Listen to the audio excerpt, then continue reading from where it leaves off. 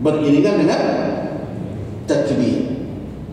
Ini adalah pendapat para ulama Malikiyah. Ulama Malikiyah berarti para ulama yang mengikuti imam mereka adalah Imam Malik ibni Anas. Imam Malik ibni Anas adalah imam Darul Hijrah, Imam Al-Madinah.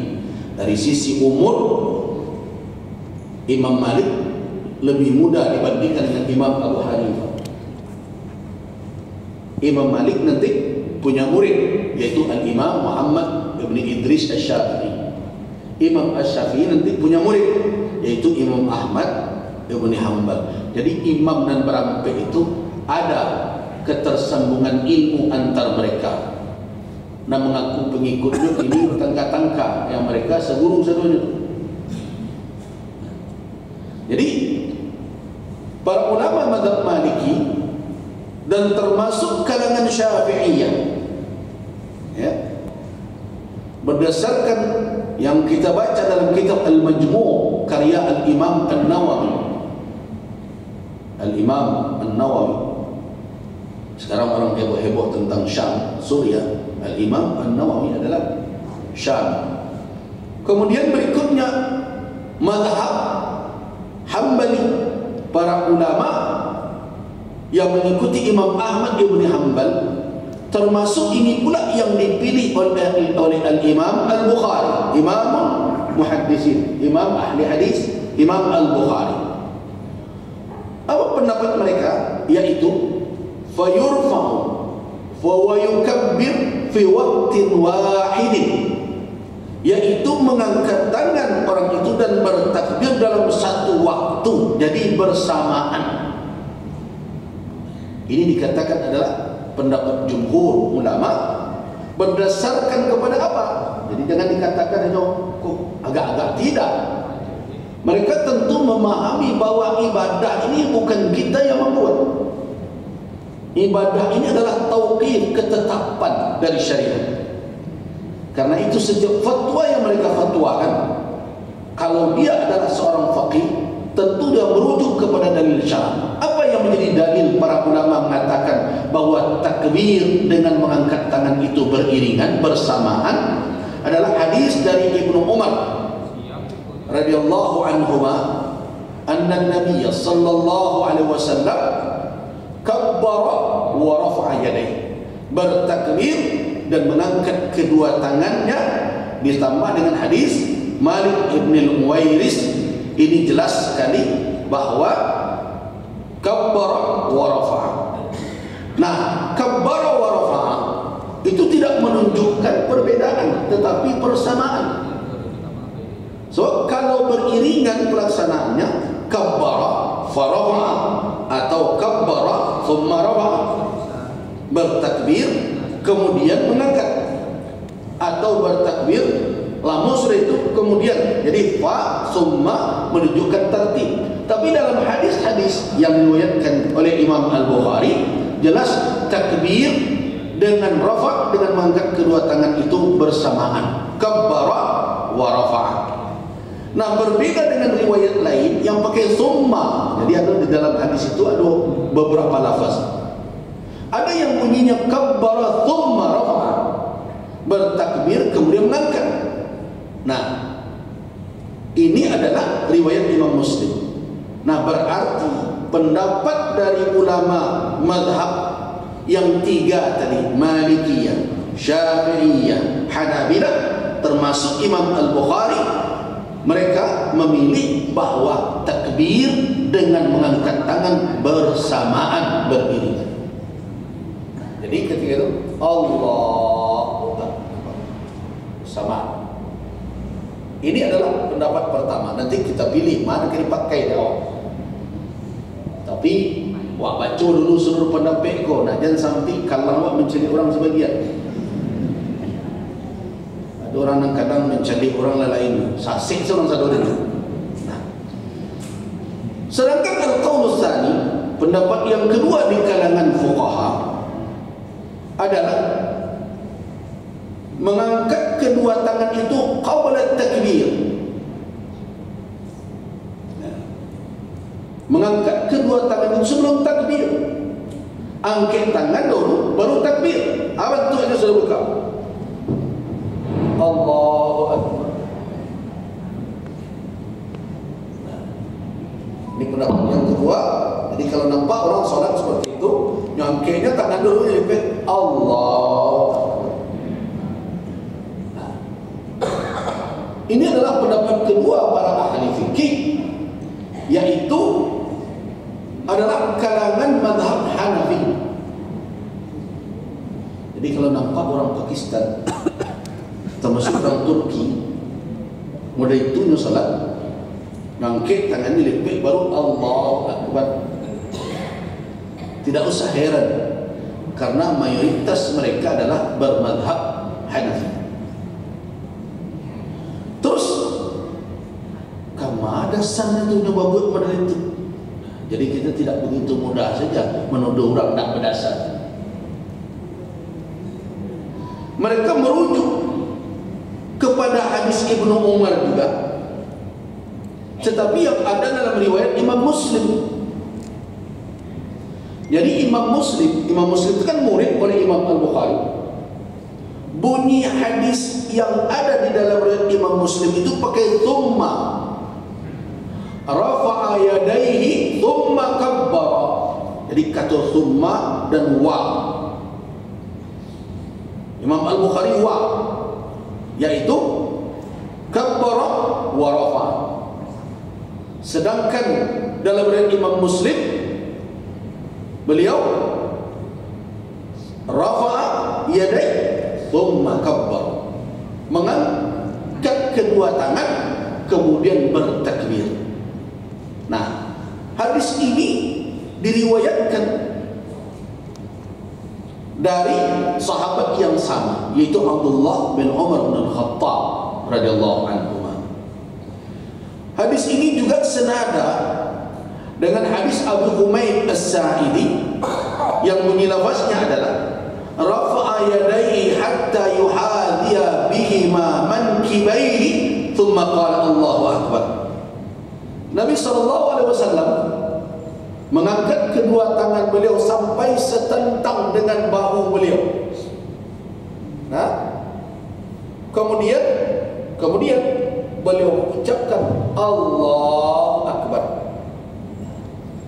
Tapi penulis kitab ini, saya melihat perlu kita berikan komentar bahwa hadis Ibnu Umar dalam Sahih Muslim dengan hadis Abi Humaid As-Sa'idi sebenarnya tidak sama. Kenapa? Hadis Ibnu Umar memang bisa difahami. Rafa'a yadayhi, mengangkat kedua tangan dahulu, kemudian kabbara, bertakbir. Kemudian sedangkan hadis dari Abu Humaid bisa jadi adalah takbir di tengah. Kalau kita mau cari tahu lagi, sebenarnya hadis ini ketiganya setelah kita coba renungkan sebenarnya tidak bertentangan. Nanti kita jelaskan ke akhir. Artinya bisa kita pertemukan pendapat ini. Kita ambil dulu pendapat yang ketiga. Pendapat yang ketiga adalah anna takbira yasbiqur raf'a. Takbir lebih dahulu dari mengangkat kedua tangan. Ini berdasarkan kepada hadis Malik ibn Uwairis di dalam Sahih Muslim, annahu kabbara thumma rafa'a, bertakbir kemudian baru mengangkat kedua tangan. Coba lihat, perhatikan. Jadi ada tiga pendapat.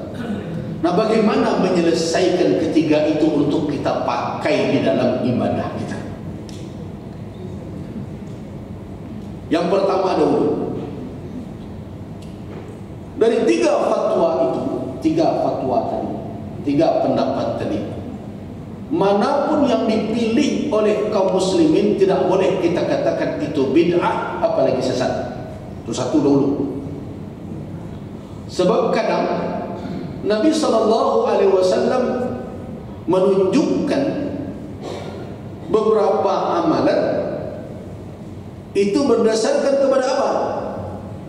Kepada keadaan dan situasi tertentu sehingga ikhtilaf itu tidak disebut pertentangan tetapi adalah keragaman.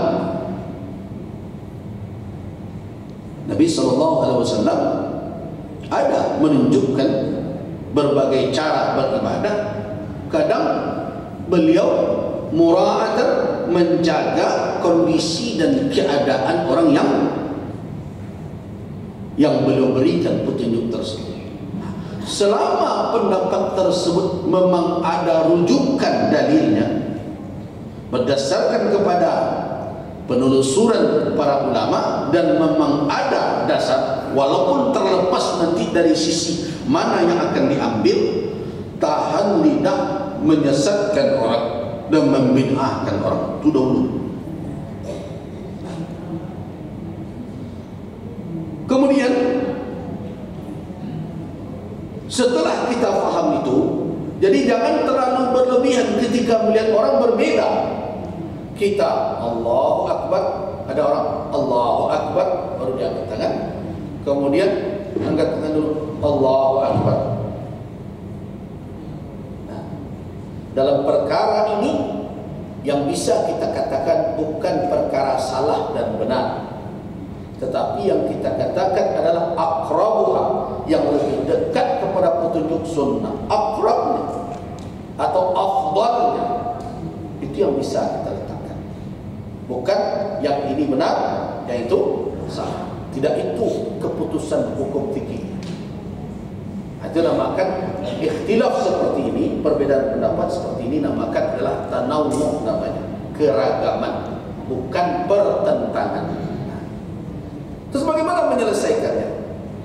Ada fatwa ulama yang mengatakan kalau begitu modelnya yang datang dari Nabi dengan beragam seperti itu, ada yang mengatakan as-sunnah at-tanwi'. Nah,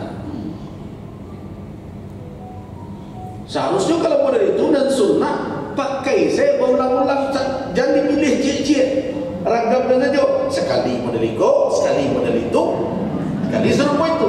Jadi kecikkan tak ada ulama yang berfatwa seperti itu. Itu fatwa Ibn al-Muflih. Jadi kecik Ibn al-Muflih setelah dicari hadis-hadisnya, itu bawa mengamalkan patukan-patukan. Itu Ibn al-Muflih dalam kitab Al-Furu'. Patukan-patukan, sekali sama, sekali dulu, sekali kemudian. Buatkan keragaman itu. Itu adalah fatwa Ibn Muflih di dalam kitab beliau Al-Furu'. Ibn Muflih adalah faqih besar dalam mazhab Hambali. Nah, tetapi kalau buat cari, langkah yang berikutnya adalah apakah itu akan mentarjih atau menggabung. Kalau Ibn Muflih lakukan gabungan, pakai sekali-sekali. Jadi kecil itu tidak ada. Ambil contoh salat as-sajadah.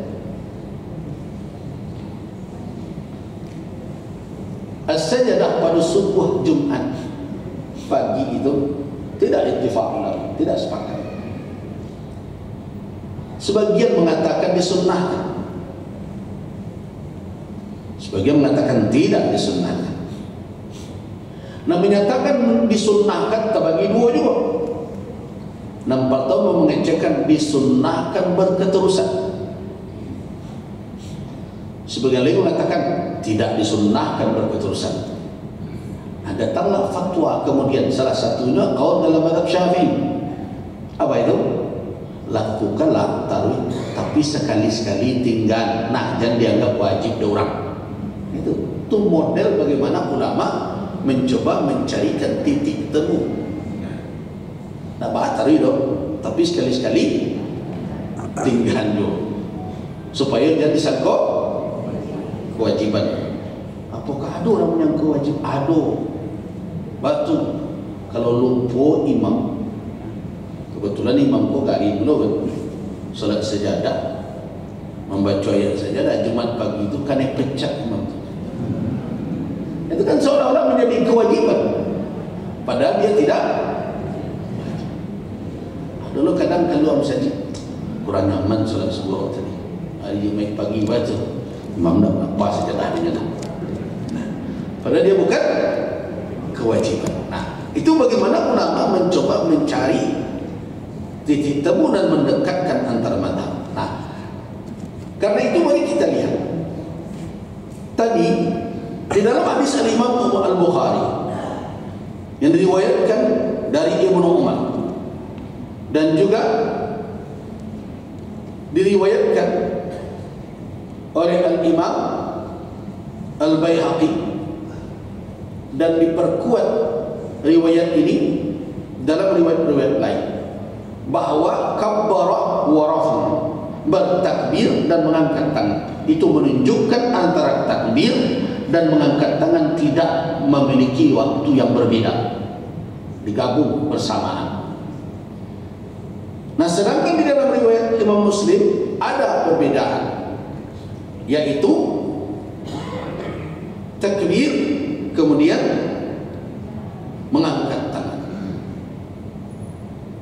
Di dalam Malik bin Huwairis, kemudian di dalam pendapat yang berikutnya angkat tangan kemudian takbir. Apakah memang begitu sebenarnya? Kalau kita lihat hadis Ibnu Umar yang tua, coba perhatikan Malik bin Huwairis bunyinya begini. Tadi di dalam riwayat Imam Bukhari beliau mengangkat tangan wa kabbara, itu menunjukkan bersamaan. Ya. Tetapi ketika kita baca hadis Ibnu Umar dalam riwayat Muslim, tidak menunjukkan juga terlambat betul. Kenapa? Karena mengangkat tangan dengan takbir itu baru pada rafa. Bukan berarti sesudah melipat tangan. Jadi perhatikan. Hadis itu mengatakan bahwa Nabi mengangkat tangan kemudian bertakbir. Itu menunjukkan bahwa angkat tangan beliau sedang terangkat dan beliau bertakbir.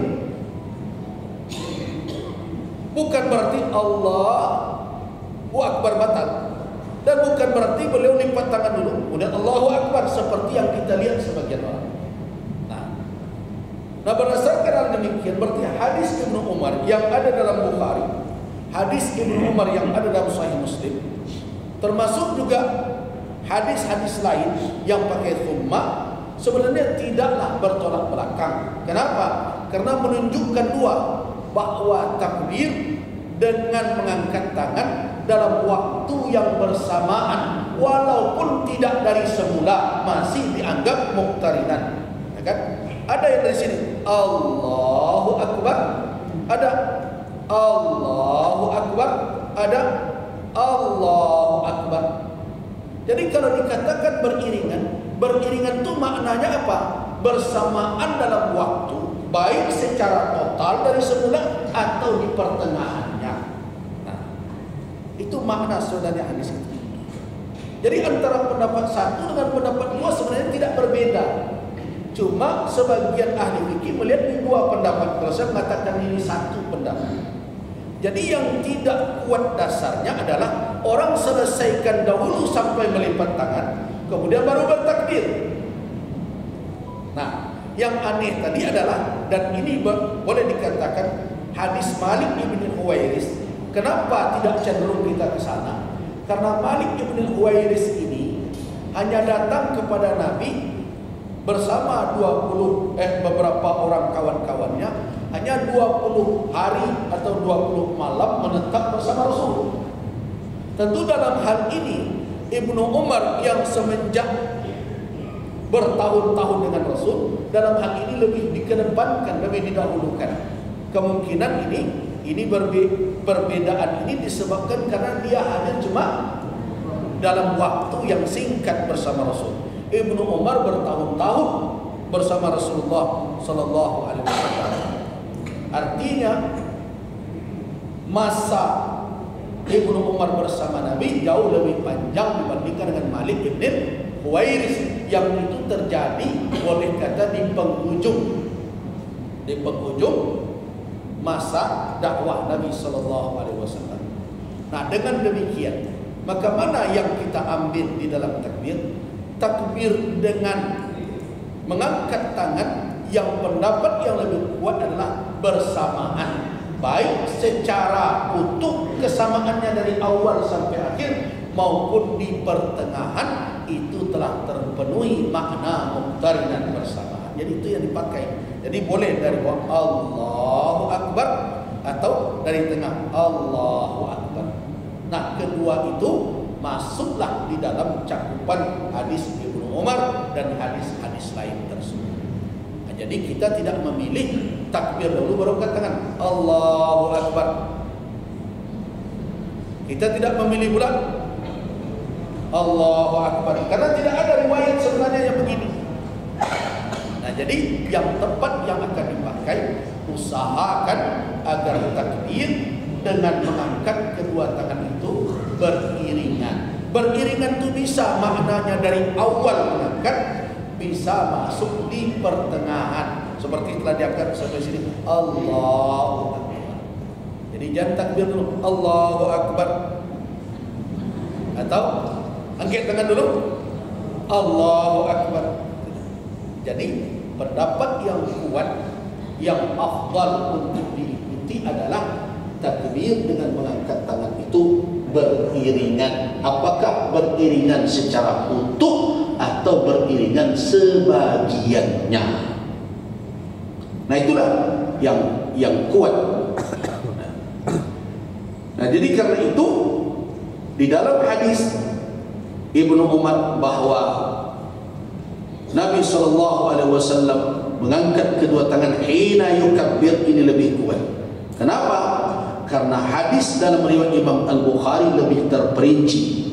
Secara utuh bunyinya begini: Ra'aitu Nabiyya sallallahu alaihi wasallam iftataha at-takbira fi as-salat fa rafa'a yadayhi hina yukabbir. Jadi bunyinya jelas-jelas, lebih rinci hadis Ibnu Umar. Saya melihat Nabi sallallahu alaihi wasallam iftatah, memulai atau membuka salat beliau di salat, fa rafa'a yadayhi, beliau mengangkat kedua tangan pakai hina. Hina itu ketika. Jadi bersamaan dengan beliau bertakbir. Nah, ini berlaku nanti untuk gerakan lainnya, karena kata hina itu menunjukkan, hina itu adalah menunjukkan bersamaan. Lihat, ini yang jadi imam. Kalau ditunjuk-tunjuk jadi imam, sebagai imam ada yang begini, Allahu Akbar, kemudian sujud dulunya, baru Allahu Akbar. Kalau saya melihat amalan tersebut tidak bersesuaian dengan hadis yang alasannya apa? Alasannya demi untuk menjaga makmum di belakang agar jangan mendahului. Pertimbangan itu tidak sah secara syariat. Kenapa? Karena setiap orang yang salat punya tugas masing-masing dan harus mengilmui apa yang dia lakukan. Jadi jangan sampai imam demi menjaga makmum di belakang merusak salatnya. Itu tidak benar. Harusnya makmum pula yang harus belajar bagaimana menjadi makmum. Kapan kita bergerak, kapan kita belum bergerak. Jadi makmum kini yang harus belajar, jangan terkajar. Makmum itu baru dia bergerak setelah isyarat imamnya selesai, bukan bersamaan.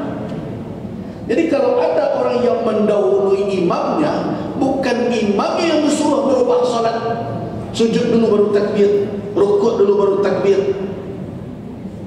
Jadi pertimbangan imam seperti itu menurut pendapat saya tidak tepat.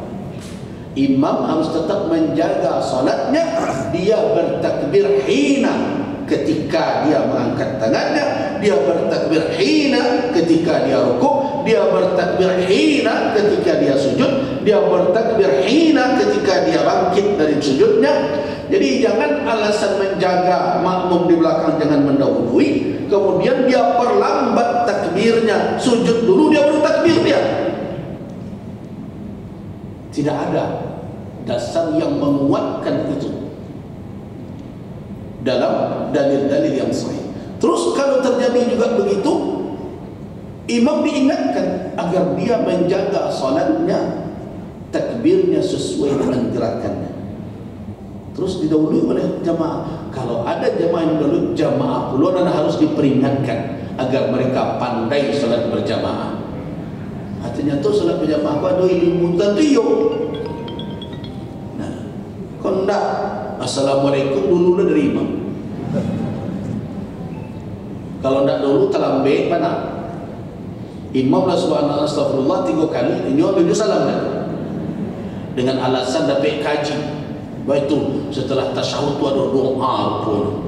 Ini doa panjang-panjang, ini jemaah. Dan imam lah astagfirullah lah balik, ini masih salam dulu. Tu nak berjemaah itu. Dan seperti itu. Ada nak terkajak. Imam baru baca A baru belum sampai Allah dah. Hanya rukuk dulu. Berarti dalam perkara ini bukan imam yang dipaksa menggesernya, tetapi makmum yang harus belajar kaifiat salat berjamaah. Jadi dengan demikian, maka pendapat yang kuat bahawa hadis Ibnu Umar lebih jelas, lebih sharih dari sisi petunjuk kaifiatnya dibandingkan dengan yang lain. Karena ada penjelasan yang lebih detail. Kata hina yukabbir, ketika bertakbir, itulah yang jadi pegangan oleh Al-Imam Al-Bukhari, sehingga beliau berpendapat bahawa takbir bersamaan dengan gerak. Baik gerak takbiratul ihramnya mengangkat kedua tangan, termasuk nanti takbir intiqal, takbir berpindah dari berdiri ke rukuk, begitu juga samiallahu liman hamidah ketika bangkit, begitu saja takbir intiqal. Itu satu. Jadi mana yang akan kita pakai? Yang akan kita pakai dalam salat, bertakbirlah bersamaan dengan mengangkat tangan. Nah, tapi ada catatan dalam perkara ini. Apa itu? Catatan tadi, sempurnakan dahulu berdiri, baru kemudian mengangkat tangan dan bersamaan dengan takbir tersebut. Kemudian yang kedua yang perlu menjadi catatan, takbiratul ihram adalah Allahu Akbar. Itu berbeda dengan doa al-istiftah yang sebagiannya ada yang meriwayatkan al-istiftah itu adalah Allahu Akbar kabira walhamdulillahi katsira. Apakah takbiratul ihram itu bisa dicukupkan dengan takbir yang ada pada istiftah? Tidak. Karena saya mendengar ada sebagian anak-anak belajar Allahu Akbar kabira walhamdulillah, ini tidak tepat. Jadi kalau dia akan membaca istiftah Allahu Akbar kabira, takbiratul ihram ini rukun. Inilah tahrimnya. Tanpa ada takbir, maka orang tersebut tidak masuk ke dalam salat. Nah, itu yang kita katakan bahwa miftahus salat at-tuhur, ya, wa tahrimuha at-takbir. Jadi takbiratul ihram itu rukun dan dia harus baca itu. Sedangkan istiftah itu adalah doa atau kalimat lain yang tidak bisa dicukupkan dengan takbiratul ihram walaupun ini sunnah. Jadi kalau dia membaca Allahu Akbar untuk takbiratul ihram, kemudian berikutnya dibaca Allahu Akbar kabira walhamdulillahi katsira. Jadi bukan Allahu Akbar kabira walhamdulillah. Ya. Jadi kalau akan memilih itu sebagai istiftah, maka membacanya harus utuh. Takbiratul ihram Allahu Akbar, untuk istiftahnya kembali dibaca Allahu Akbar kabira walhamdulillahi katsira dan seterusnya. Kalau akan memilih istiftah itu, karena istiftah Nabi ini banyak, bukan hanya itu saja. Nah, di samping dalil tadi, tentu karena pendapat yang mengatakan bahawa mengangkat tangan dengan takbir itu bersamaan juga dijadikan alasan oleh ulama mengatakan itu lebih kuat, karena itu adalah mazhab jumhur ulama. Mayoritas ulama memilih pendapat itu. Nah, jadi kita sudah tenang, hati kita memilih bahawa takbiratul ihram dengan mengangkat tangan muqtarinan bersamaan, itulah yang kita amalkan. Sudah? Sekarang bagaimana posisi jari jemari? Karena sebagian orang ada yang pakai begini, tentu orang bertinju. Ada yang begini, bantuan polisi lalu lintas benar. Ya kan? Ada yang model itu untuk orang dari piring. Nah, bagaimana sebenarnya posisi jemari awak? Di dalam persoalan ini ada dua fatwa ulama, ada dua pendapat. Yang pertama adalah yusannu liman arada ay yarfa'a yadayhi inda takbiratul ihram, ay yadhumma asabi'ahu wa huwa madhhabul hanabilah. Pendapat pertama, disunnahkan bagi orang yang hendak mengangkat kedua tangannya di saat takbiratul ihram, hendaklah dia merapatkan jemarinya. Merapatkan jemarinya.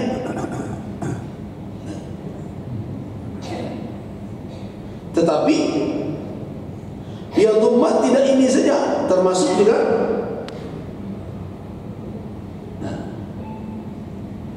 jadi merapatkan tapi tidak meluruskan secara ya dhamma di situ. Artinya apa?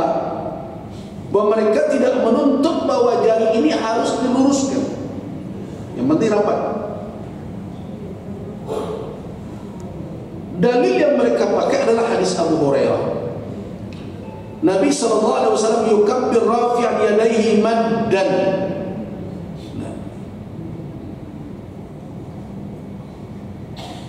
Apabila diriwayatkan bahwa Nabi SAW meluruskan kedua tangannya, maka otomatis ini adalah dammul asabi', yaitu merapatkan jari. Nah, sedangkan pendapat yang kedua adalah nasrul asabi' lad-dam, bukan dham, bukan merapatkan, tapi adalah menyebarkan. Artinya tak perlu di karian mana model ikut, tanang saja. Ini adalah pendapat kalangan Syafi'iyah dan juga Hanafiyah. Raf'ul yadain lit-tahrim wa nasr asabi'i. Ini berdasarkan kepada hadis idza kabbara rafa'a yadayhi nasiran asabi'ahu. Nah, artinya apa? Bahwa di dalam pandangan Syafi'iyah dan Hanafiyah, kaifiyatnya alla yadumma kullad dum wa la yufarrija kullad tafrij bal yatrukuha ala haliha mansyura. Jadi ada dua perbedaan di sini. Yang satu menurut mazhab Hambali batu-batu rapi.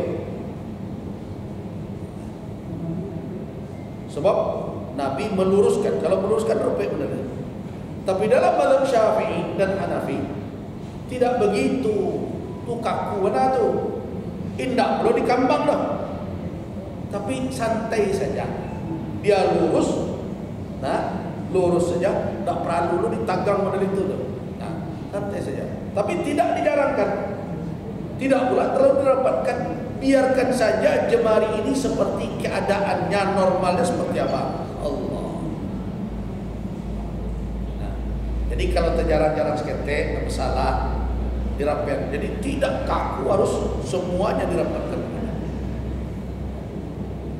Nah, hanya perbedaan dalam hal itu. Tetapi ingat, ini tidak membawa kepada sah dan batalnya salat. Kalau kita lihat tentang mengangkat kedua tangan pada takbir pertama, jelas karena Nabi dalam hadis Abu Hurairah, Nabi SAW idza kabbara nasara asabi'ahu. Disangka orang nasyara itu menjarangkan, ternyata tidak. Artinya apa?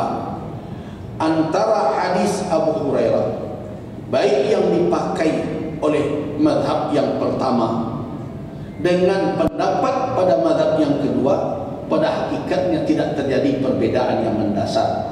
Cuma perbedaannya dalam pemahaman. Satu mengatakan sangat dirapatkan dengan alasan madda, meluruskan. Satu lagi normalkan saja, tetapi tidak pula menjarangkan, tidak pula harus ketat terlalu merapatkan. Pendapat yang kedua ini lebih afdal untuk diikuti. Jadi tidak terlalu kaku harus begini.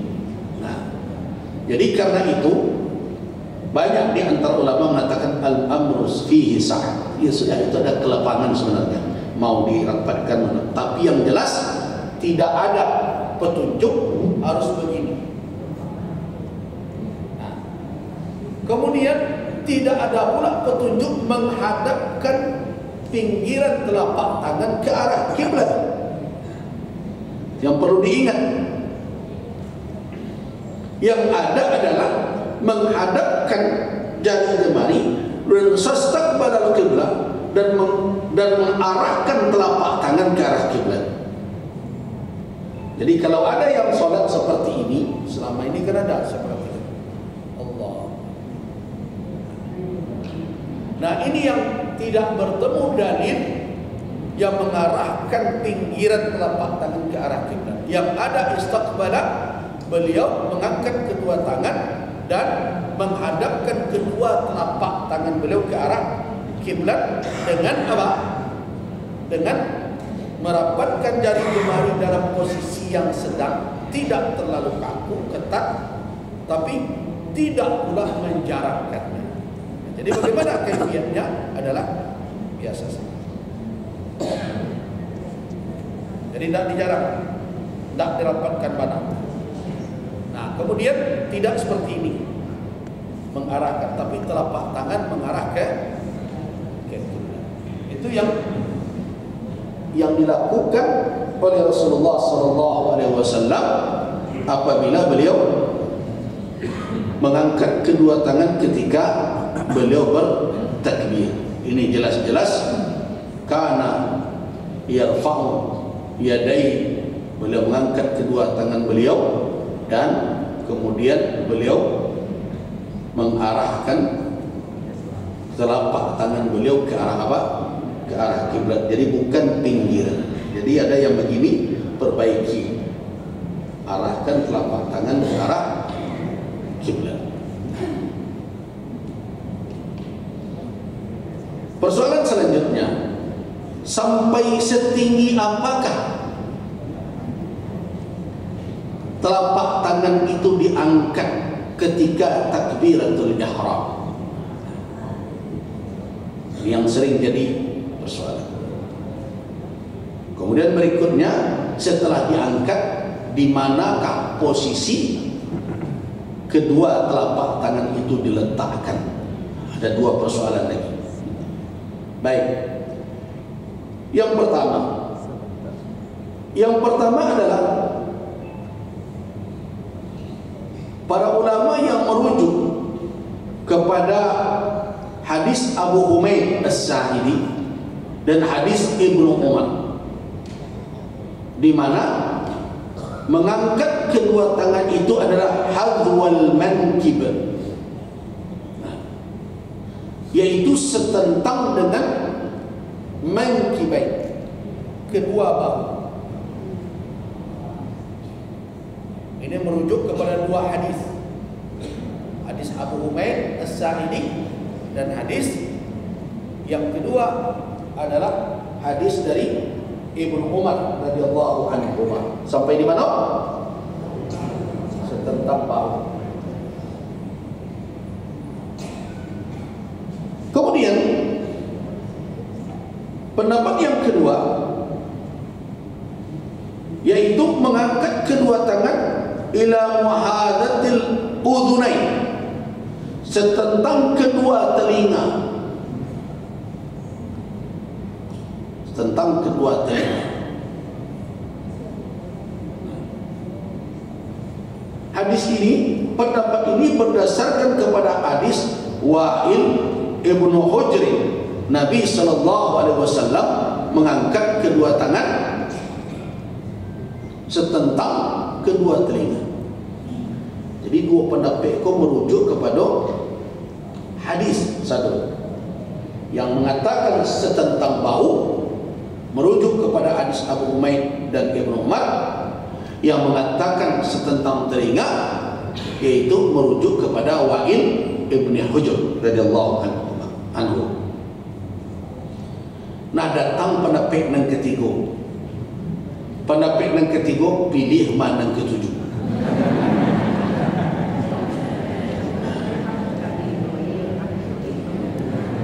Kadang-kadang angkit sampai bau, kadang-kadang angkit sampai telinga. Nah,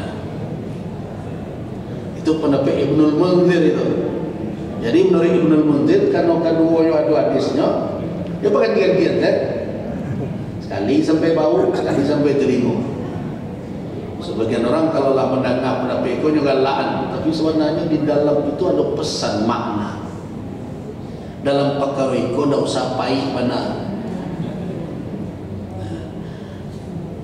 Tidak masalah ikon kemampuan awak mencap ikon dan turut sunnah tu nak ikut sunnah. Nah itu alasannya tu. Juga dua-duanya merujuk kepada sunnah.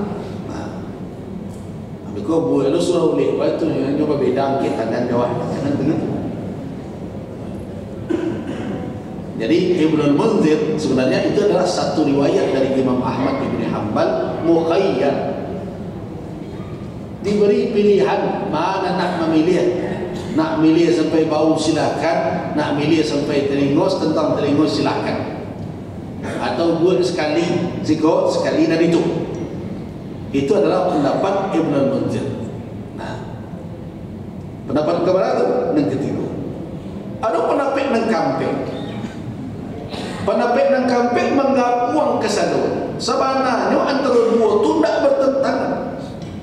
Karena kata hazwa, kan di dalam hadis hazwa setentang. Setentang itu kan tidak ditunjukkan dan setentang dan ma. Nyukan dan setentang kan telapak tangan. Telapak tangan itu dari ma.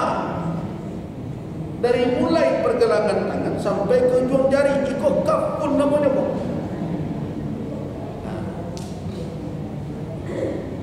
Kau pernah pengen kampek kok?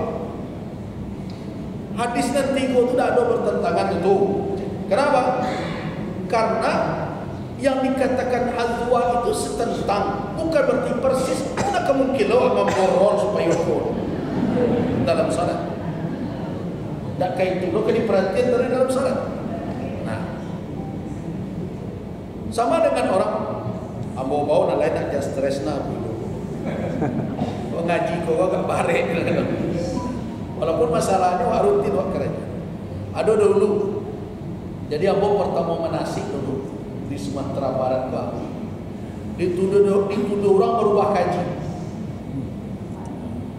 Tuduh Gus Rizal membawa kaji baru sejak di Solo. Karena ambo dulu tidak mewajibkan jamaah untuk memulai tawaf di Ka'bah dengan menginjak garis coklat. Dulu. Jambon tak perlu terinjak dah.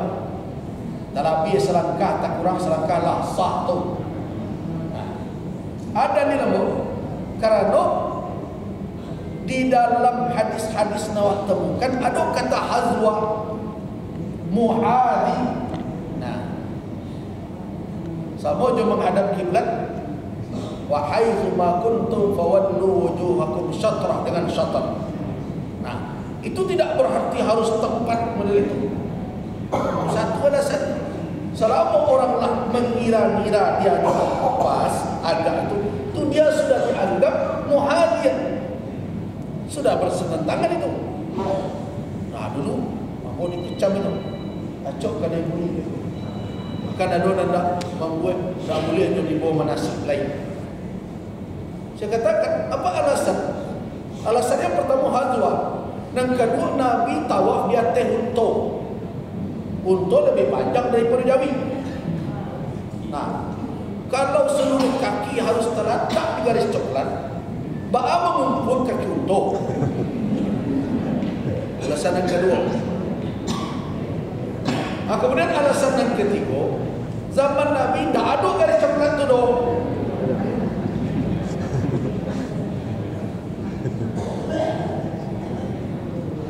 So dulu kalau maja menasik itu pakai langkah 1, 2, 3 kan. Bantu tentara gerak jalan. Lampau stek ke dia kurang stek. Nah itu makna hazwa. Jadi karena itu ketika kita berbicara hazwa mankibain atau hazwa uzunain, ya kan? Kedua tangan, kedua bahu. Makna hazwa itu tidak mesti harus dalam posisi yang sangat rigid, harus tentang. Nah apalagi antara telinga dan baunya jaraknya tidak sampai setapak tangan dong. Nah pendapat yang keempat mengatakan makna hadis itu digabung saja. Artinya apa? Telapak tangan pertengahan tentang bau sebenarnya otomatis ujung jari dan setentang. Kan selesai itu masalah. Sudah baik yang kape, buang saja lah. Tak mau deliko dong. Tetapi mau deliko. Ketika serupa itu, ujung jari lah bersetentang dengan telinga dan telapak tangan sudah setentang dengan maknanya hazwa. Jadi karena itu pendapat yang keempat ini mengatakan bahwa la yujad aslan ikhtilaf baina hadhihi al-ahadits. Sebenarnya tidak ada perbedaan pendapat, perbedaan petunjuk, perbedaan makna dari hadis-hadis tersebut. Kenapa? Karena Nabi SAW rafa'a yadayhi. Yang jelas Nabi mengangkat kedua tangan. Itu ijma' itu. Nah, fasar al-asabi' bihidai asfal al-udunain. Jadilah jari jemari beliau itu setentang dengan bagian telinga beliau yang bawah. Dan tentu dalam keadaan seperti itu warahatul yad. Raha itu tuh qaraha. Dan saya sering katakan kalau dalam bahasa Arab anggota tubuh ini sangat rigid. Ingat kan ketika waktu wudhu membantai sampai 5 kita jelaskan. Ini rahatul yad namanya. Raha itu kan mulai dari sampai jari jemari itu sampai ke telapak tangan. Kok raha namanya. Dan itu namanya zahrul kaffi. Nah, itu baru asabir ke jari jemari. Jadi sebenarnya hadis itu tidaklah bertolak belakang. Nabi ketika mengangkat tangan, beliau angkat rah. Ini yang pertengahan telapak tangan setentang dengan bau. Ujungnya tentu jari jemari setentang dengan telinga.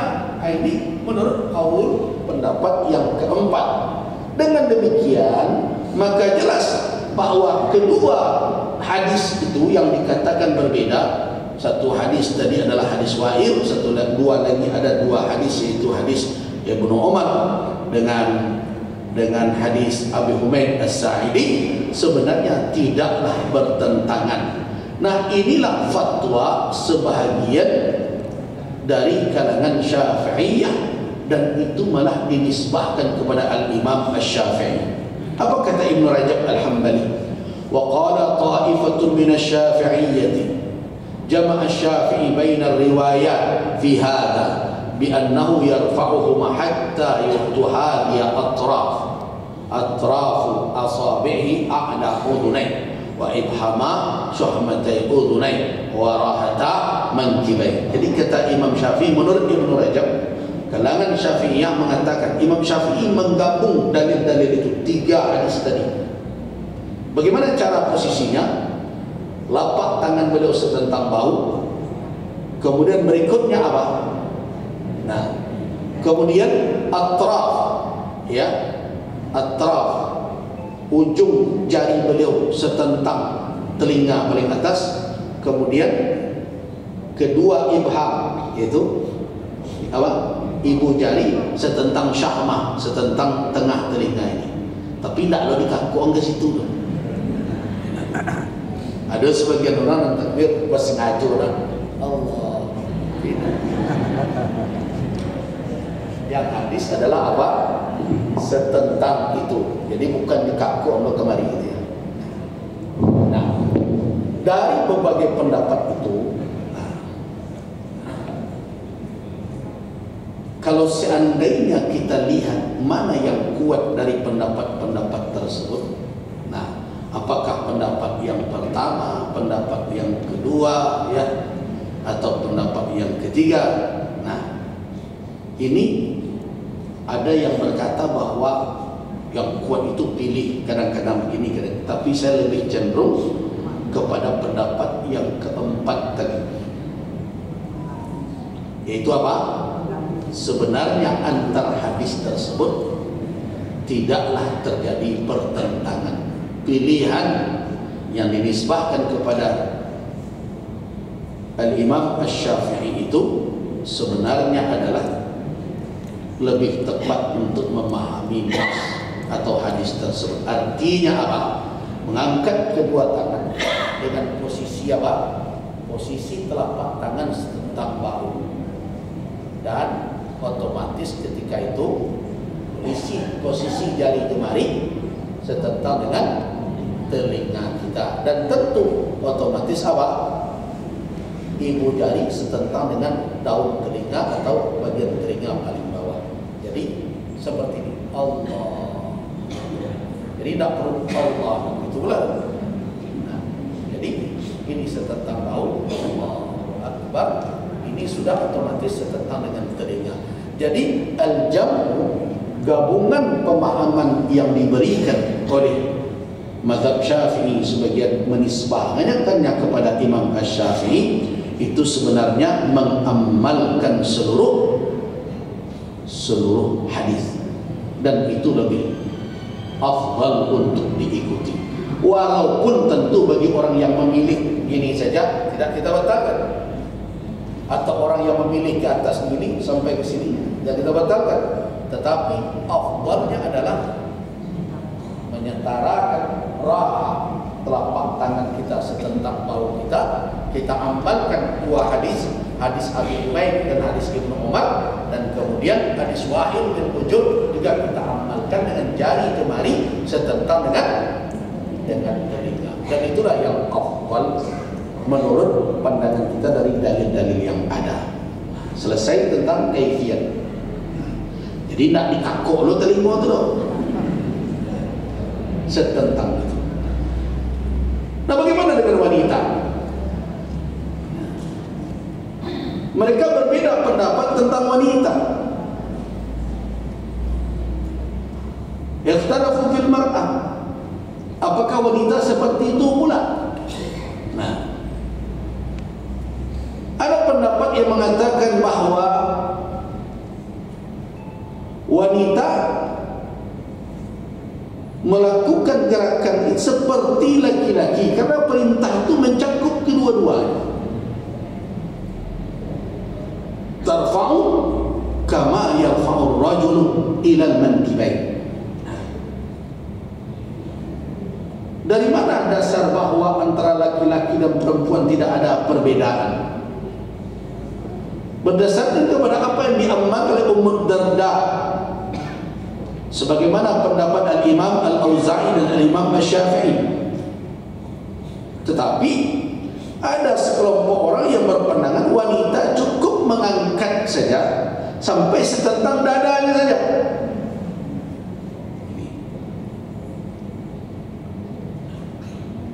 Dan tidak lebih dari itu tingginya. Itu pendapat Al-Imam Ahmad bin Sulaiman. Ini adalah guru dari Imam Abu Hanifah dan Imam Ishaq bin Rahawai.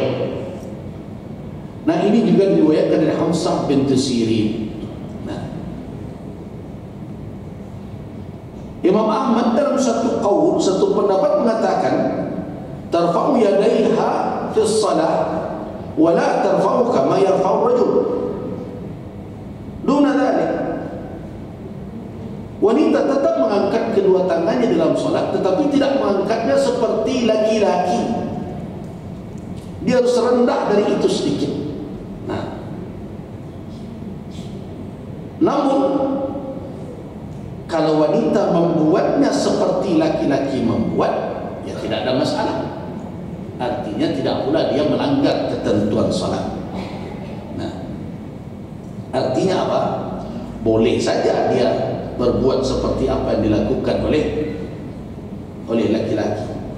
Tetapi pendapat-pendapat yang ada ada yang menyamakan laki-laki bagaimana, seperti itu pula perempuan.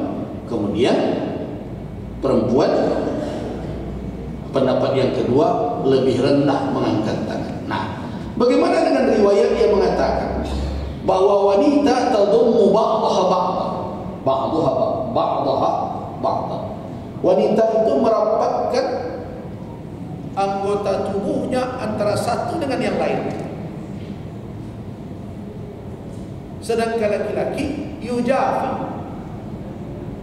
menjarakkan atau merenggangkan anggota tubuh dengan yang lain. Ini riwayat dari Ali bin Abi Thalib radhiyallahu anhu. Sebagian ulama mengkritisi hadis itu dengan mengatakan dhaif, tetapi banyak orang mengamalkan bahwa wanita memang tidak melakukan gerak salat seperti apa yang dilakukan penuh laki-laki, seperti takbir, mengembangkan ketiaknya atau kenapa? Para ulama cuma mengatakan ansab lahunna. Ini lebih cocok bagi wanita karena mereka ada rasa malu dan berbagai macam. Kalau apalagi kalau mereka sholat terlihat oleh orang. Nah, jadi karena itu ketika wanita akan melakukan takbiratul ihram, dia ada pilihan. Dia boleh seperti tadi, dan boleh pula wanita merendahkan sedikit tangannya setentang dengan dadanya saja, jadi tidak sampai ke atas. Allah.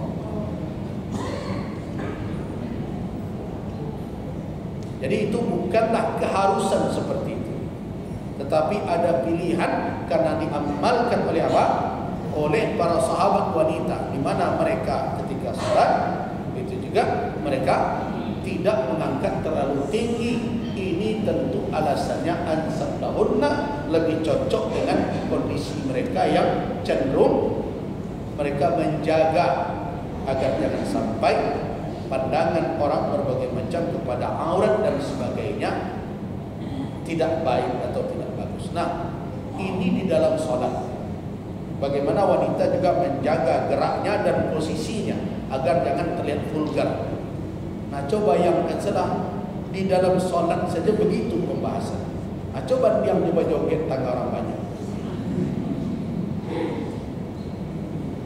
Nah, ketika mau ingatkan ibu-ibu nang kaba senam-senam tua, kan tak radikal ya boleh. Di dalam sholat saja ada pembahasan. Sama tak laki-laki wanita dalam sholat mengangkat tangan? Nah, di dalam fatwa sebagian ulama boleh dia tidak setinggi laki-laki. Dunada, dia rendahkan sedikit. Alasannya apa? Lebih cocok dengan kehormatan mereka, dengan rasa malu mereka, bagaimana mereka menjaga supaya jangan terlihat ganjil oleh orang. Boleh mereka turunkan sedikit tangan mereka. Jadi di situ ada pilihan. Kalau mereka angkat setinggi laki-laki tidak masalah. Kalau mereka menurunkannya karena merasa itu lebih pas untuk posisi bentuk tubuh mereka supaya jangan begitu terlihat oleh orang, bentuk tubuh dan bermacam itu lebih baik. Nah, dengan demikian berarti untuk wanita ada dua pilihan. Yang pertama mengikuti seperti laki-laki, yang kedua mengurangi sedikit demi untuk menjaga postur tubuh jangan mudah atau terlihat oleh orang. Nah, itu tentang wanita. Jadi tidak ada keharusan wanita harus, tetapi itu adalah pilihan. Itu yang dikatakan oleh Abu Ya'la, zahiru hadha annahu ra'ahu fi'lan jaizan wa lam yarahu masnuna. Nampaknya Imam Ahmad bin Hanbal juga berpendapat tidak disunnahkan mengangkat rendah. Dia boleh mengangkat sampai laki-laki mengangkat, tetapi dia dibolehkan untuk mengurangi sedikit. Tentu alasannya adalah demi menjaga kehormatannya dan pandangan orang kepadanya. Nah, inilah terkait dengan mengangkat kedua tangan. Apa lagi masalah kita dalam mengangkat kedua tangan? Yaitu tentang meletakkan telapak tangan di atas dada di bawah dadakah atau di mana? Itu disebut dengan wad'ul yumna 'alal yusra. Dalam perkara ini ada beberapa pandangan para ulama. Yang pertama adalah jumhur ulama dari kalangan as-salaf. As-salaf yang dimaksud adalah para ulama terdahulu yang tertuju biasanya kepada salasah al-qurun, 3 zaman awal.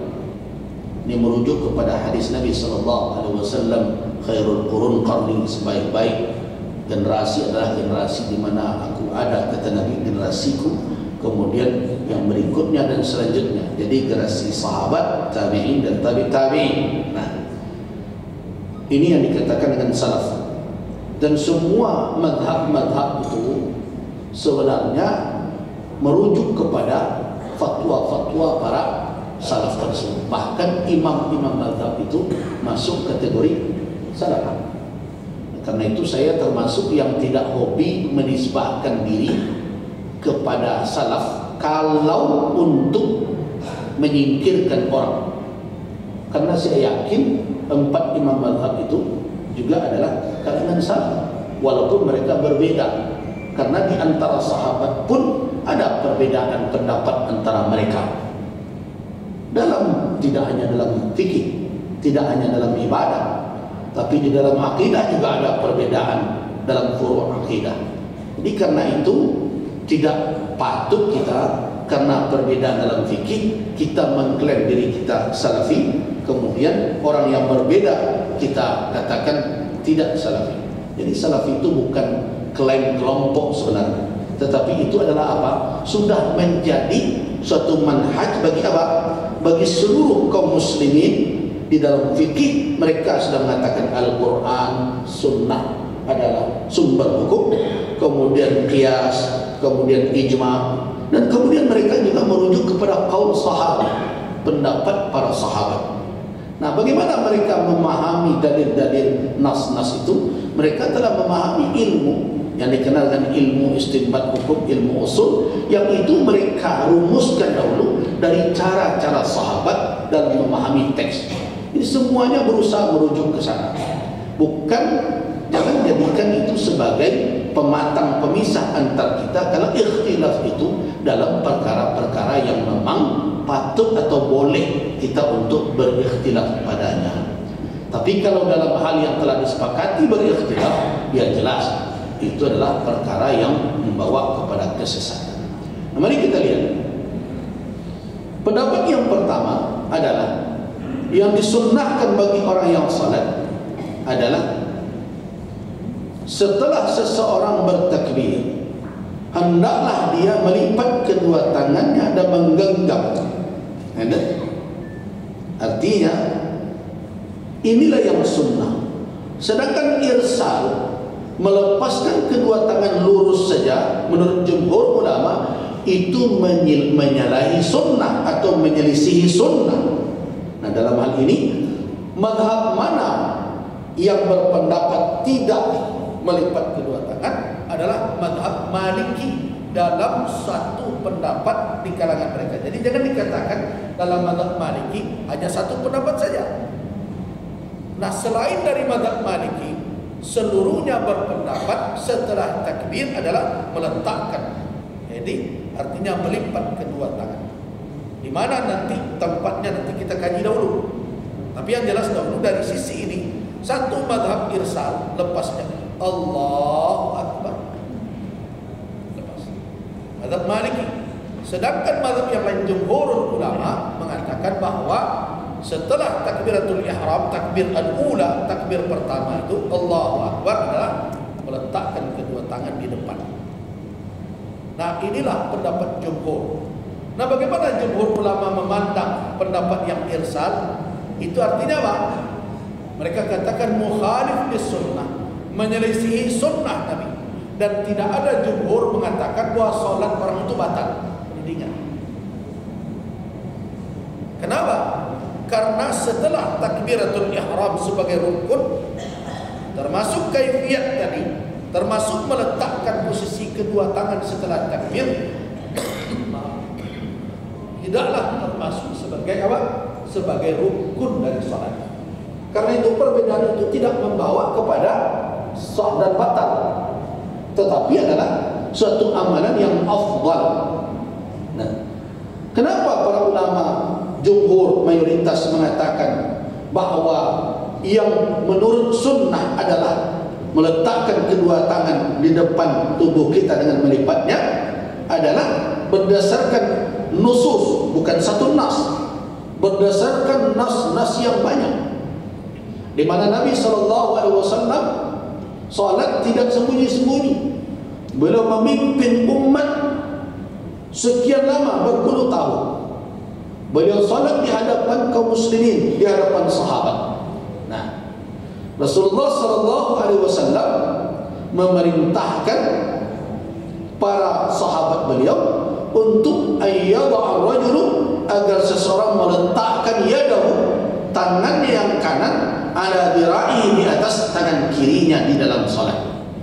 Ini ada di dalam riwayat Imam Al-Bukhari dari Sahal bin Sa'ad As-Sa'idi, ada dalam riwayat Imam Muslim dari Wa'il bin Hujr. Seluruh riwayat-riwayat itu menunjukkan seluruhnya melipat tangan. Nah, ini adalah riwayat yang sahih dan riwayatnya sangat banyak.